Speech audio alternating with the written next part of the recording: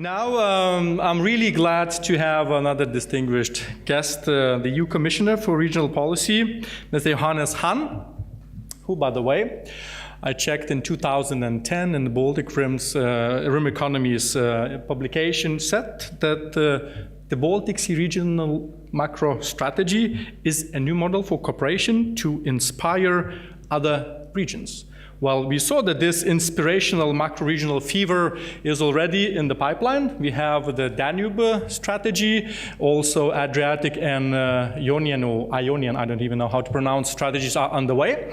So, Commissioner, we are really glad to have you here and tell us if this strategy is still inspirational and to what extent. The floor is yours.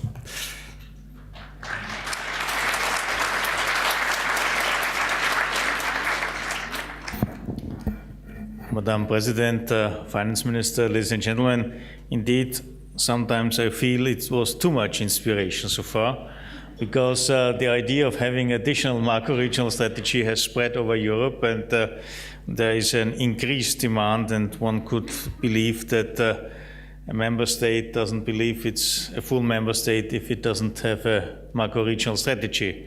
And some would like to have more of them, but it's about delivery, it's about implementation, it's about concrete action.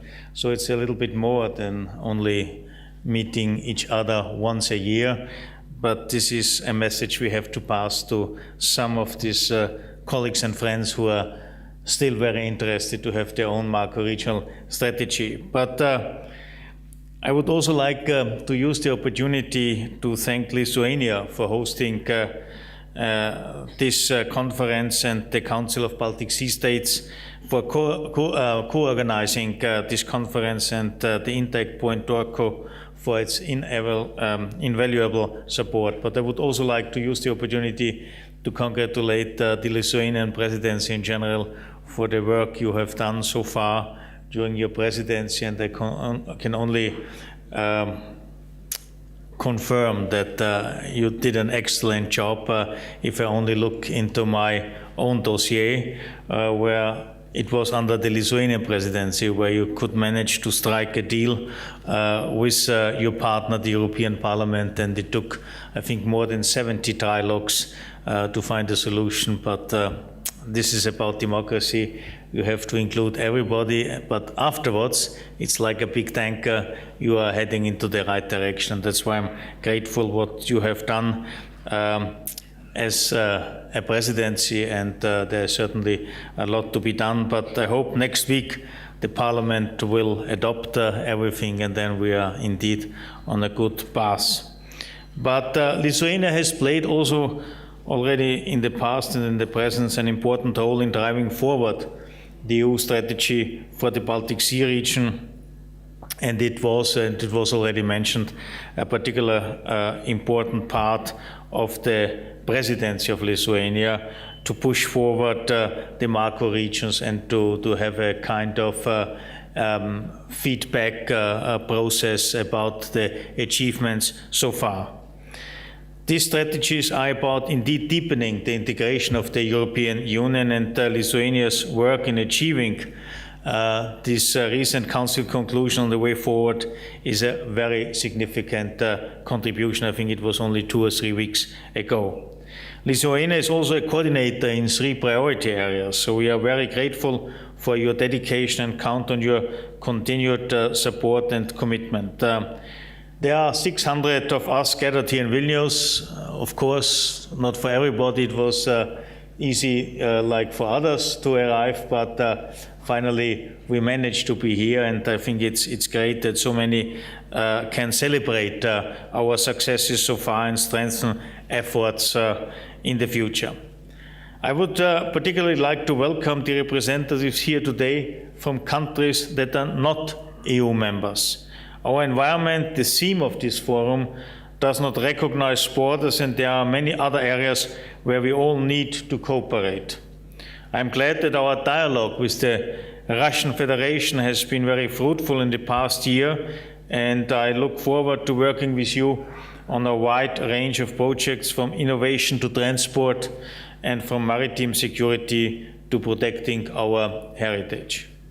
I said we have successes to celebrate.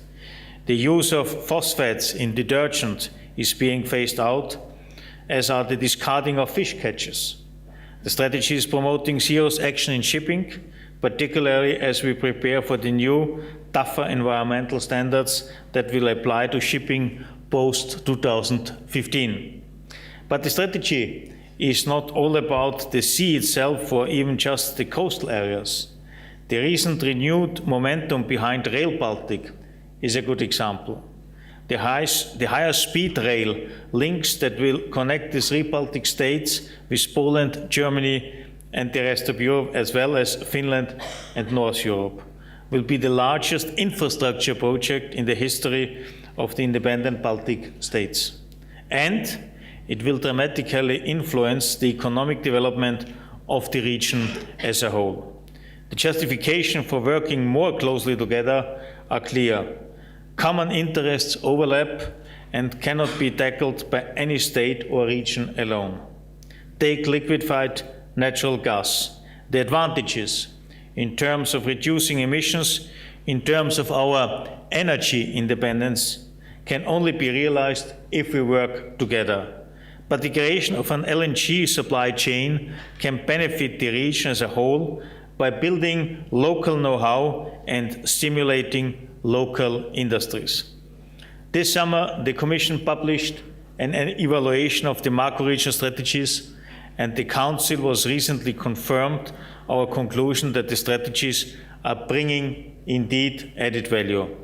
I will be honest, we are achieving more and more quickly than I personally dared to hope, but we cannot be complacent. The opportunities are great, and we must not let them pass us by. Since the theme of this year's forum is environment, I will make that my example. The declaration from the HELCOM Ministerial in October underlined the need to intensify efforts on eutrophication, hazardous substances, and the protection of biodiversity. Why? Not least because saving the environment also has an important economic benefit. Creative, innovative people want to live in a high-quality environment. Inaction, therefore, has an important cost for our economy. The work we do together on preventing pollution from agriculture, tackling discharges of dangerous substances, or cleaning up municipal wastewater is an investment in the future of the region. I have 2 main messages for you today.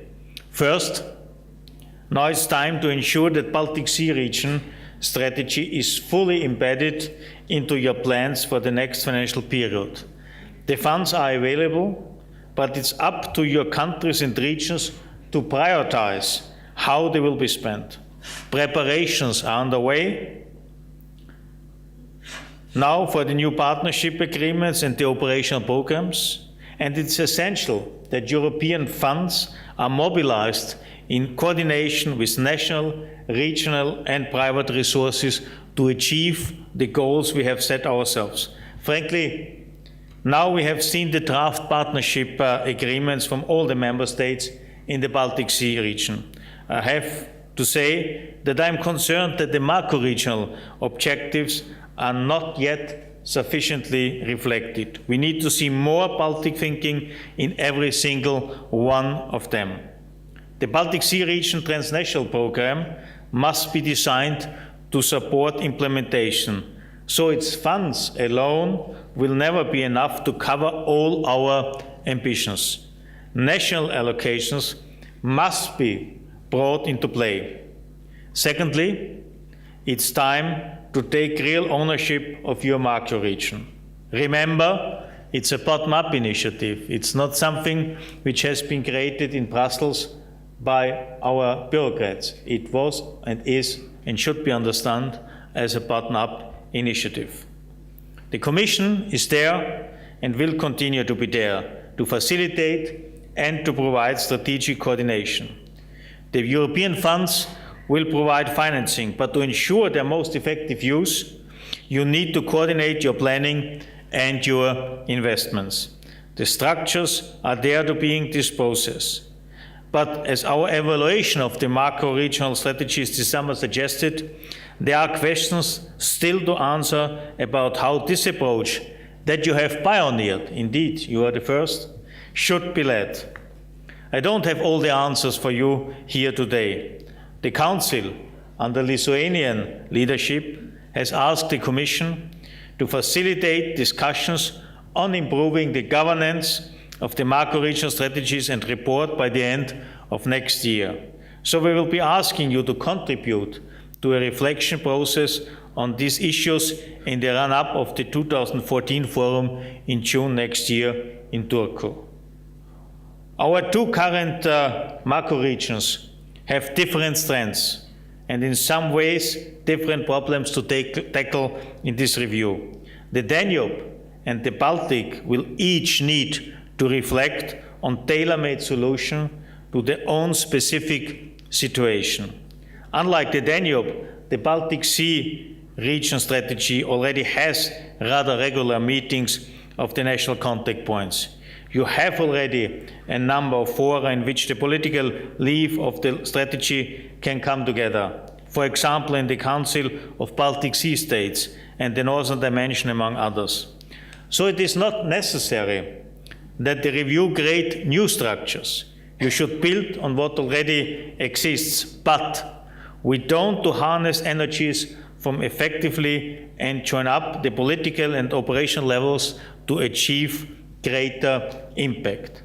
Above all, it's about how to travel as captains of the ships, not as passengers. The Commission can help you maintain the vessel, but you have to be at the bridge steering. The Baltic Sea region strategy has made an excellent start, but it will not continue to deliver if it goes on autopilot, or if it is assumed that the European Commission will ship all the heavy cargo. The priority area coordinators and the national contact points are doing good, not to say excellent work. But the political leaders in all parts of governments need to stay fully engaged in deciding the way forward. That means every ministry, but also the ministers themselves. A couple of weeks ago at the Danube Forum in Bucharest, it was good to see a large number of ministers present. It spoke for the importance to the political level, to the strategy of that region and their commitment. The Baltic Sea region has a good, strong record of coming together at operational level, which is extremely important. But I hope that in Turku we can discuss up to the political level as well.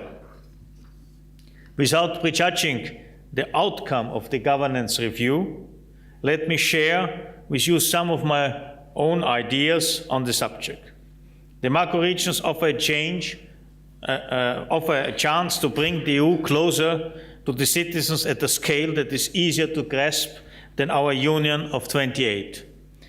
They offer a chance too for groups of member states to identify their common interests so that they can be much better reflecting their own decision making. I would like to see the transport ministers, for instance, of the Baltic, the tourism ministers or the energy ministers come together in the margin of this forum to seek consensus and to give strategic guidance for the future. When we are talking about implementing projects, we need the political backing about the projects which have to be implemented and which have to be chosen. A word before I close on the priority areas, horizontal actions and NCPs. I have said many times that they need the resources, the time, the staff to do their jobs properly. I am sorry to have to say it again today, the problem is still not solved in a proper manner. But as the strategy matures, we can begin to see some differences between the priority areas. Some are doing better than others, which is natural. The Council has invited us to keep the structure of the priority areas under review. We should all be ready to reflect whether there are improvements to be made and have the courage to make changes if they are necessary. Allow me not to be understood as a critic, but already now we have 17 priorities and I'm wondering if 17 is still a figure where you can call each of them a priority. So maybe you should reflect about one or the other in order really to deliver. So that means this forum is an opportunity to think about the future, get involved not only in the plenary sessions, as it was already said by the President, but in the workshops and at the side events. Use and enjoy this annual forum. Thank you.